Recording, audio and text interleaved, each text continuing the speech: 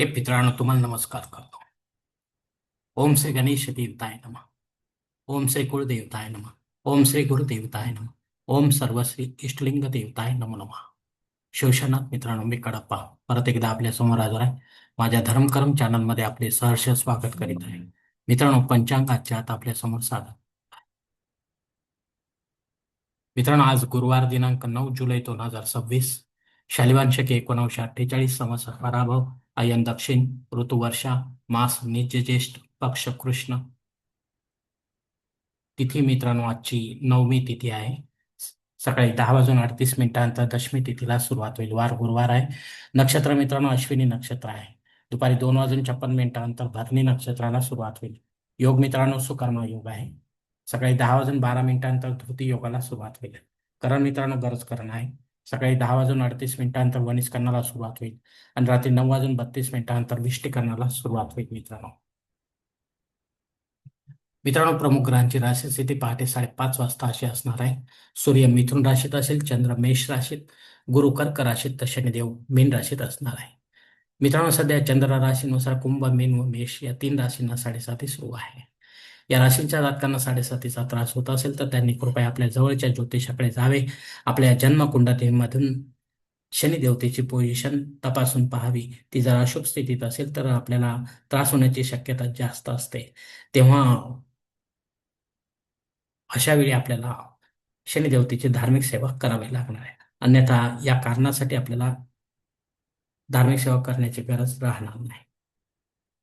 मित्रांनो, मुंबई भागातील सूर्योदय असते याप्रमाणे सूर्योदय सकाळी 6 वाजून 9 मिनिटांनी असेल तर सूर्यास्त सायंकाळी 7 वाजून 19 मिनिटांनी असणार आहे. मित्रांनो, गोचर ग्रहांची सद्यस्थिती सुद्धा जाणून घेऊया.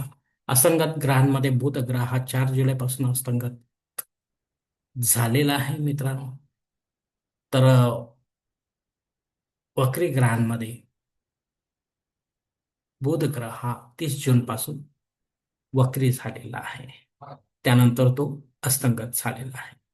तर असा अस्तंगत किंवा वक्री ग्रह त्या दोन्ही स्थितीतील ग्रह आपल्याला काय फळ देईल गोचरीच्या हिशोबाने हे ज्योतिष आपल्याला समजावून सांग. मित्रांनो, या पंचांगाच्या आधारे आता आपण आजच्या पूजेसाठी लागणारा संकल्प सोडणार आहोत. तेव्हा आपण आपल्या उजव्या हाताच्या तळहातावर एक पळी पाणी, थोडे अक्षत, एक फुल व फुलाची पाकळी घ्या आणि हा छोटासा संकल्प म्हणायला सुरुवात करा. हरोम शिव शिव शंभुराज्ञया प्रवर्तमानसद्य ब्रह्मणो द्वितीय परार्थे श्वेतवराह कल्पे वैवस्वत मन्वंतरे कलियुगे प्रथम पाते जम्बूद्वीपे भरतवर्षे भरतखंडे मेरो दक्षिण दिग्भागे महाराष्ट्र देशे व्यावहारिक चांद्रमान शालिवान शके 1948 प्रभादी षष्ठी संवत्सरांमध्ये पराभव नाम संवत्सरे दक्षिणायने वर्षा ऋतू निज ज्येष्ठ मासे कृष्ण पक्षे बृहस्पती वासरे अश्विनी नक्षत्रे सुकर्मा योगे गरज करणे नवमी शुभती तो वीरगोत्रात उत्पन्न में कडप्पा मोहपात दुर्दक्षद्वारा श्री पार्वतीपती परमेश्वर विद्यार्थ विधिवत नित्य देवपूजा एवं इष्टलिंग पूजा करीशी. मित्रांनो, याच ठिकाणी हा संकल्प संपलेला आहे. तेव्हा आपण आपल्या उजव्या हाताच्या तळहातावर जे काही संकल्पाचे पाणी आहे ते जवळच्या निर्मलाच्या तामणात सोडून द्या. मित्रांनो, या संकल्पाची वेळ मर्यादा सकाळी 10 वाजून 12 मिनिटांपर्यंत आहे.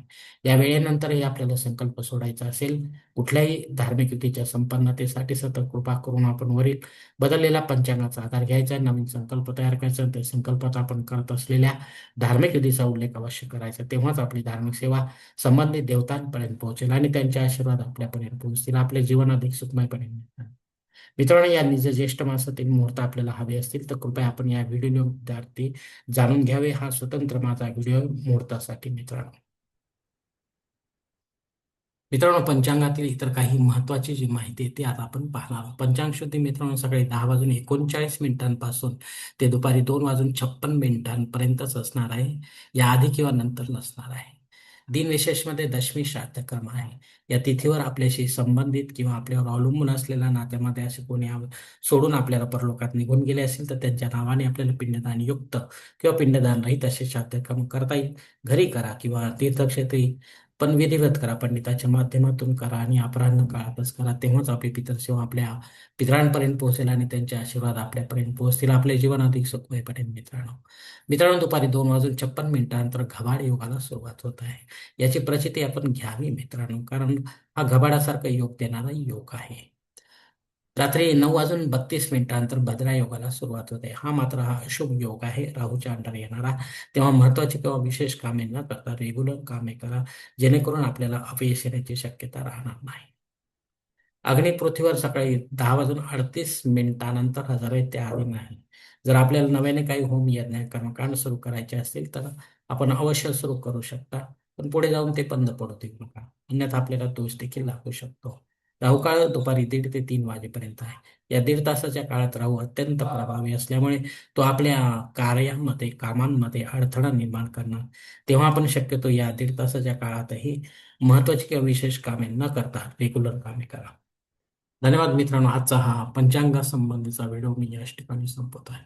आपण जर माझ्या मतात सहमत असाल तर कृपया माझे धर्म करम चॅनल सबस्क्राईब करा, लाईक करा, आपले कुटुंब मित्र परिवारासह शेअर करा.